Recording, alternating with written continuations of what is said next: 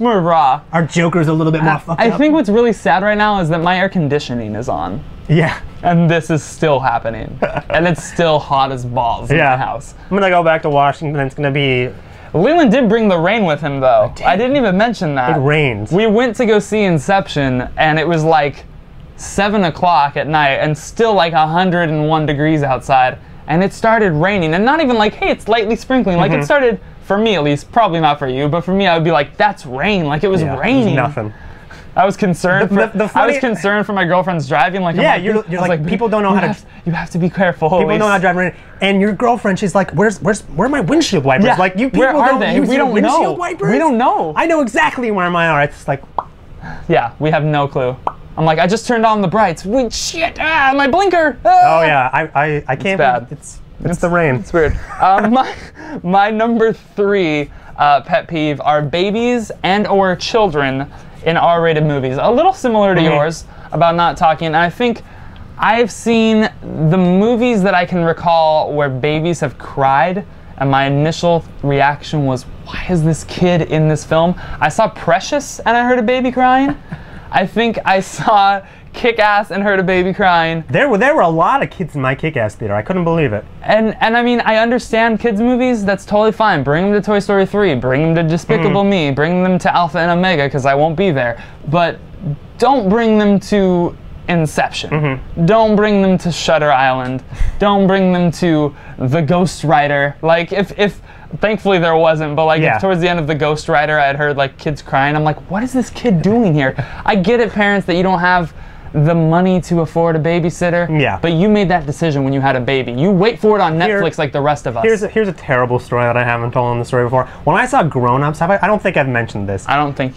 Three people walked in like 25 minutes late. Like, like, why are you even here? Why are you even watching this movie? Parents, and they had like a child with disabilities. He was kind of retarded, or I don't know what I should. Yeah. But they sit him down, and he's kind of excited. What? Totally cool. Right. He can't help that. Totally cool with that.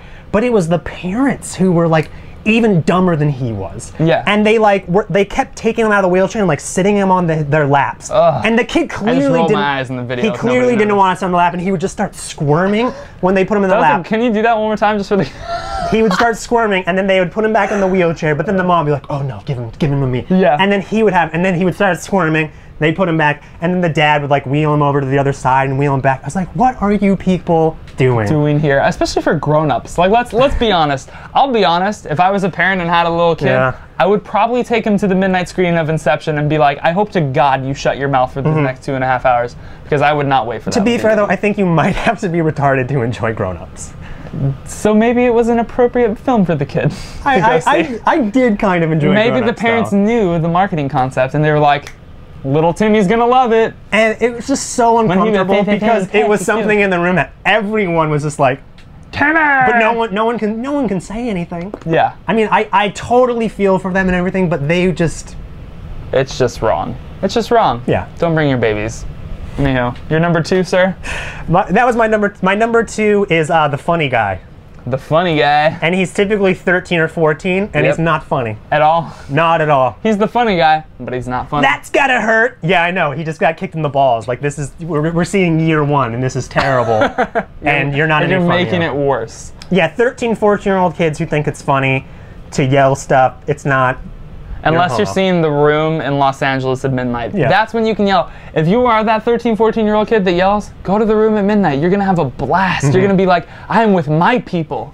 These are my disciples, not in any other movie. If they were funny, if they were genuinely yelling something clever, I would be down for it, but work on your material beforehand. Maybe see the movie a couple times, and then on the 3rd or 4th time, have a couple zingers ready. Do your research. Like, I remember seeing W in theaters when I saw it, and it was like literally an early showing, and I think there's a scene early on when George Bush in the film says, "Who's in charge here?" And literally this like 50-year-old man was like, "You are, asshole." I was like, how old are you? Like, you're at the Regal Cinemas on like at an 11:30 a.m. showing on a Friday. Like, maybe you are actually, asshole. Yeah, how's WH, by the way, you guys? Yeah. How was that movie as a piece of.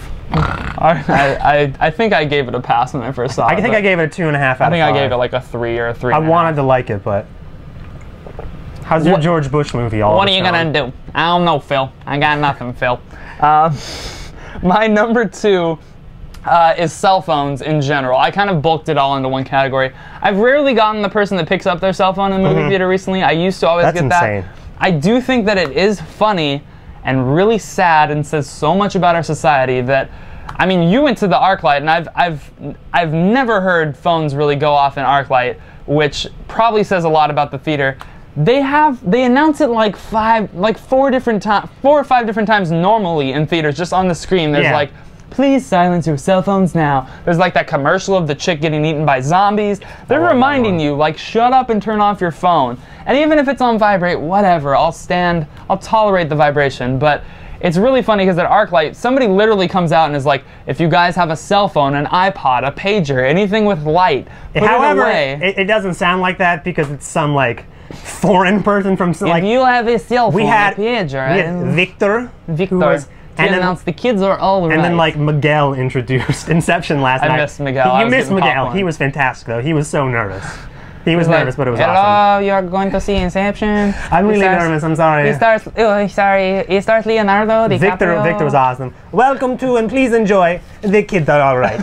It's great. My brother's tall. Now I'm like doing, is that Fonzie Bear or am I doing Fat Albert? It's a little bit of all. It's so fluffy. It's all the same voice, I think. But cell phones in general, I also wanted to comment about the text messaging thing. Here's what I'll say. If you're sitting, like, here's people watching, this is my crotch right now in the video.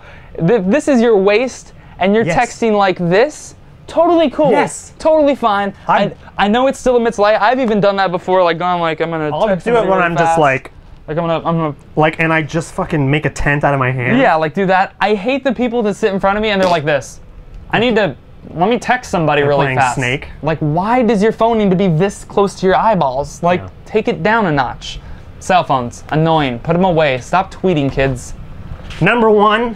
My number one pet peeve, and this is one of the weirdest pet peeves, Aaron. Yeah, before you say it, we didn't compare the lists at all, and I remember being concerned because I wanted to hear this one because I feel like I'm forgetting it. And you're gonna say it, and I'm gonna be like, gah! No, this one is so specific. Okay. And it's just something that fucking drives me insane. Okay. And it's happened at almost every movie I've ever seen, and you'll know exactly what I'm talking about. Okay. You're sitting in the movie, the opening credits start rolling. Right. Maybe it's like the Friday of the opening, especially opening night. Okay. Packed theater, movie starts rolling.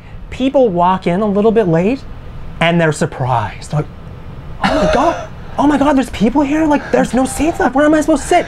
It is opening night. You're late for the movie, and you're surprised there's nowhere for you to sit. Yeah. I just want to run up and like push him, just like, get out, leave. And it's the weirdest thing. I have no idea why it bothers me so much. But I'm just like, you are so stupid. I don't get it.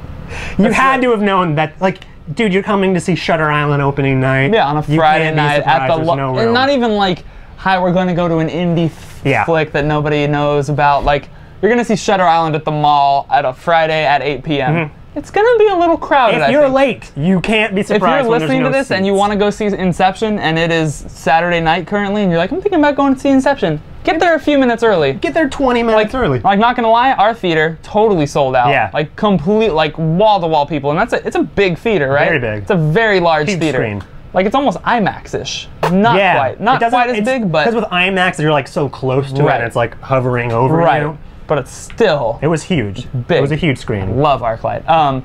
But I think it's like that was packed. My parents actually went to go see Inception today at like noon, and they said it wasn't that crowded. Go see it at noon. If you're the person that walks in late, I mean, you talk about how you walk in like literally second trailer in. Yeah. So you don't have, like, they showed 6 trailers before The Sorcerer's Apprentice today.